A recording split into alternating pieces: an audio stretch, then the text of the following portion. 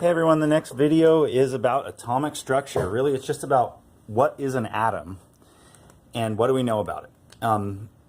This should all be review for you, so we're going to buzz through it really quickly.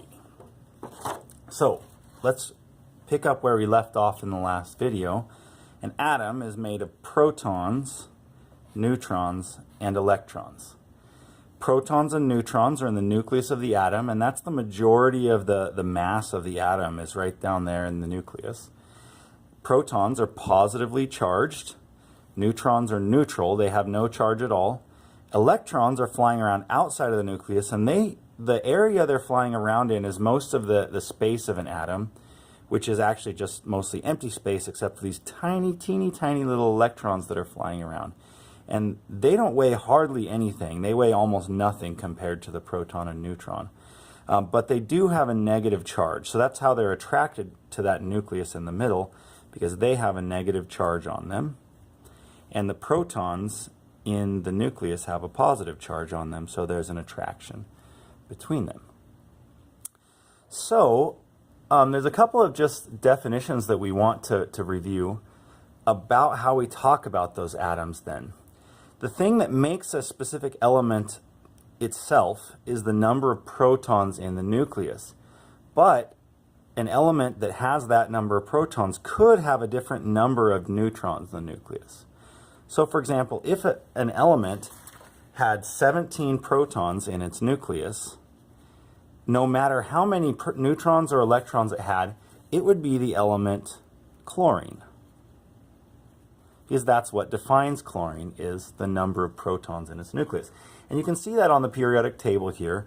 Elements are listed by their number of protons. We call that their atomic number. So you can see that here. That number up there in an element, its atomic number, is the number of protons in the element's nucleus. So we come down here 1, 2, 3, down to element number 17. And element number 17 is chlorine. Its atomic symbol is Cl. So chlorine is listed as Cl on our periodic table. If you wanted to go ahead and put in the number of protons in atomic notation, we can put that number of protons right down here. So the number of protons, if you want to write it in, would go to the bottom left of an element. And that's actually not super commonly written because it's redundant. Anything with 17 protons is chlorine. So if you use the element symbol Cl, that means that it has 17 protons. You don't really need to write both.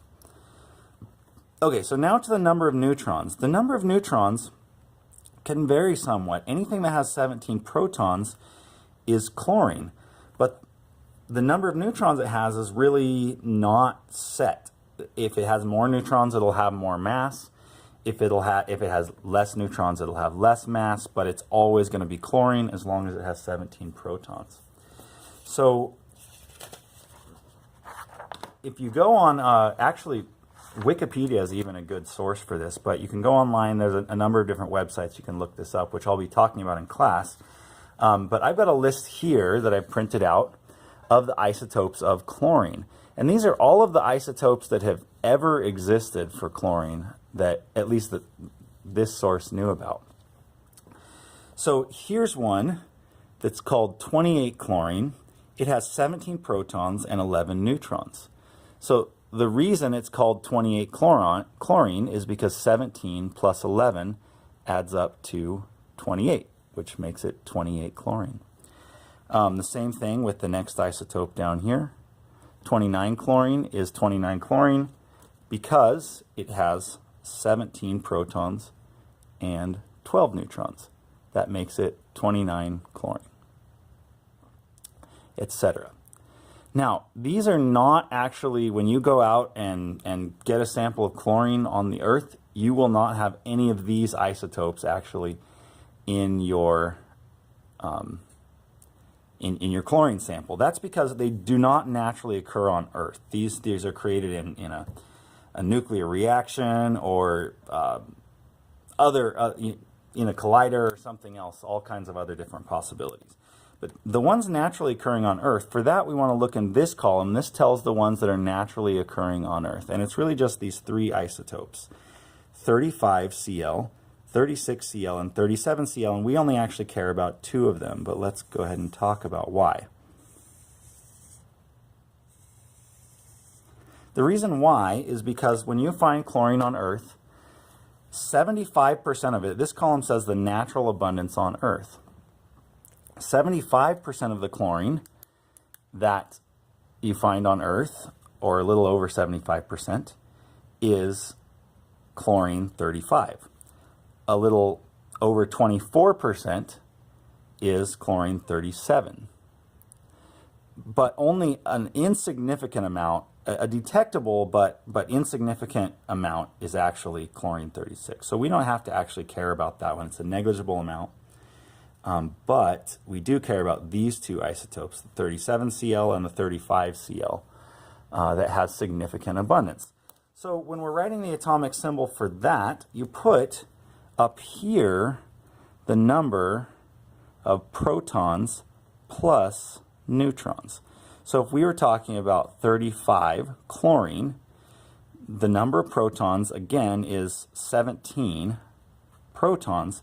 So to get to 35, you would have 18 neutrons. 17 plus 18 is 35. And that's your element symbol for 35Cl, the one with 18 neutrons. All right, so that's covered isotopes. And I just realized the next line down here still says isotopes, but that's not what it should say. It should say ions. You'll notice we've only talked about protons and neutrons so far. Ions, sorry, we call this, I'm sorry, I skipped one thing here. Isotopes are the same element, different number of neutrons. So you can have 35Cl and 37Cl. 35Cl has 18 neutrons and 37Cl has 20 neutrons. So they both have 17 protons because that's what makes them chlorine. If you had 18 neutrons, you would be 35Cl because 18 plus 17 is 35. If you had 37Cl, it would be 20 neutrons plus 17 protons is 37Cl. All right, so ions are when the number of electrons vary. And this is actually, we're going to spend a lot of time in chemistry talking about whether something has gained or lost electrons, because that has to do with really the chemical reactivity of a substance, is how many electrons it has now, whether it wants to gain more or lose some or whatever. So we're going to talk about that a lot. And when it has a different number of electrons than the number of protons, when the different number of protons and electrons are in the element, then it gets a charge, and that's what we call an ion. So for example, if you have a chlorine, normally it has 17 protons in its, well, it always has 17 protons in its nucleus. So normally it also has 17 electrons orbiting around that nucleus, and that would be the chlorine that we've been talking about so far. But let's say that changed and you added an electron to it somehow. We don't worry about right now how that happens, but now you would get 17 protons in your nucleus still because it's chlorine, and then you would have 18 electrons orbiting around. And since electrons are negatively charged, you would now have one more negative charge than you do positive charge. So the symbol for this one would be Cl with a negative charge. That's an ion. That's a negatively charged ion. We call that an anion. Positively charged ions we call cations. We'll talk about that a little bit more when we get to naming. All right, so we've just gone over the absolute basics. What's in the nucleus of an atom? Where are the electrons? Just some terminology that we use to refer to when we have a different number of neutrons or a different number of electrons. The one last thing I want to talk about is really how much this atom weighs. I started talking about it to begin with when we were talking about here. The electrons weigh an insignificant amount, a negligible amount compared to the amount that protons and neutrons weigh. And so protons and neutrons weigh about the same amount, but they the neutrons can vary, right? So these two isotopes would weigh a drastically different amount. 35Cl and 37Cl would weigh a significant difference. So you couldn't just say one weight for chlorine because the two extra neutrons had a significant extra weight in the atom. So if we go back to that list of isotopes of chlorine, we can see that this one weighs, the 35Cl weighs really close to 34.96885268 atomic mass units. And for that we use the symbol U, the unit U. It's an abbreviation for an atomic mass unit. And the 37Cl weighs 36.96590259 atomic mass units. So, if you go out and get a sample of chlorine, how would you calculate its mass? What would you say its mass is? Well, it would depend, right? Because this isotope's mass that makes up 75% or 76% of the overall weight would be this weight.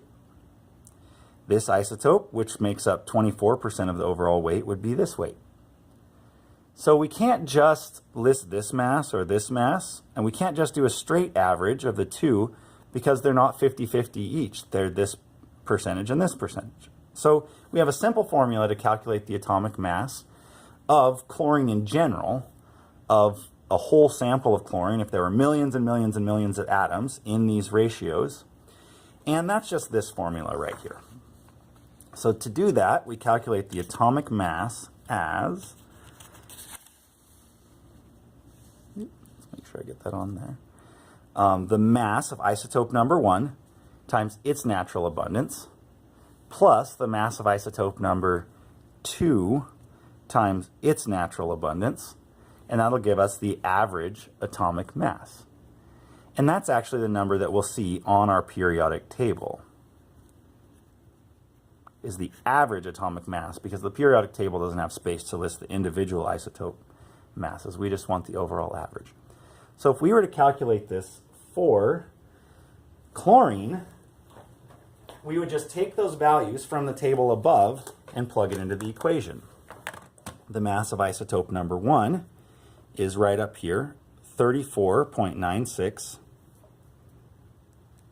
So isotope number 1, I'm going to call 35Cl. And isotope number 2, I'm going to call 37Cl. So the mass of 35Cl is 34.96885268 atomic mass units. And the natural abundance of that isotope is 0.7576. So 75.76%, but we use it in the decimal form. And we're going to add that to the mass of isotope number 2, which is 6590259 atomic mass units. And we're going to multiply that by its natural abundance, which is 0.2424 atomic mass units. And if we just plug that into our calculator, we should get an average atomic mass. So here's my calculator. It's really just that simple, 34.96885268 times 0.7576.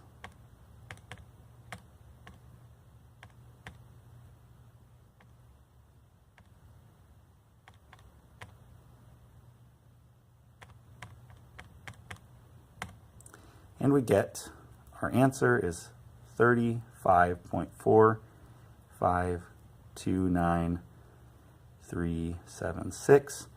And we all, as always, need to round at the end. And so, like we've said, you just need to round to a reasonable place. And if we look back at the data we put in, the minimum number of significant figures was 4 digits. So 35.45 atomic mass units.